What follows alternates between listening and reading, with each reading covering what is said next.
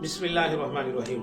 मेरी एक बहन ने सवाल पूछा है कि मेरी सिर्फ मंगनी हुई है और मैं होने वाले शोहर से बातें करती हूँ, तो उन बातों के दरमियान पानी डिस्चार्ज होता है मेरी शर्मगाह से, क्या आया इससे गुस्ल वाजिब होता है या नहीं होता?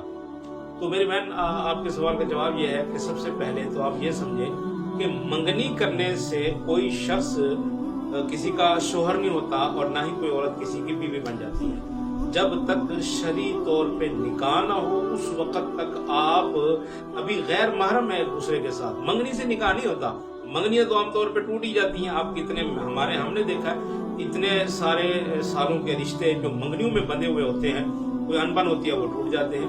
तो पहली बात तो ये समझे कि वो आपके अभी होने वाले शोहर हैं, अभी शोहर हुए नहीं है। इस वजह से पहले तो ये गलत है कि आप इस तरह की बातें उनसे करती हैं। दूसरी बात यह है कि अगर आप बिल फर्द वल महाल को गुफ्तगू ऐसी करती भी हैं, तो ऐसी गुफ्तगू अजनबी बंदे से करने की क्या जरूरत है जो अभी आपके शोहर बने ही नहीं है। कोई शरीयत में भी कोई जवाज नहीं है ऐसा।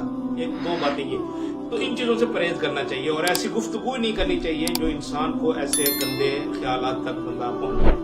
और आपके मसले का जो जवाब है वो यूं है कि अगर मियाँ हो या बीवी हो, इस तरह की बातें करने से अगर जो शर्मगाह से पानी लेसदार मादा निकलता है बगैर किसी शहावत के, उससे इंसान का वुजू टूट जाता है, कपड़ों पर लग जाए, कपड़े नापाक हो जाते हैं, कपड़े धो के नमाज पढ़ना जरूरी होती है, लेकिन उससे गुस्ल वाजिब नहीं होता। गुस्ल तब वाजिब होता है, एक बात याद रखना, जब आज़ाए तनासुल से मर्द हो या औरत हो शर्मगाह से शहावत के साथ उछलने वाला पानी निकले और वो पानी गाढ़ा हो, जिसे मनी कहा जाता है, तब जाके औरत और मर्द पर गुस्ल वाजिब होता है। इसके अलावा कोई भी सूरत में अगर पानी खारिज होता है, इखराज होता है बगैर किसी शहावत के, तो उससे गुस्ल वाजिब नहीं।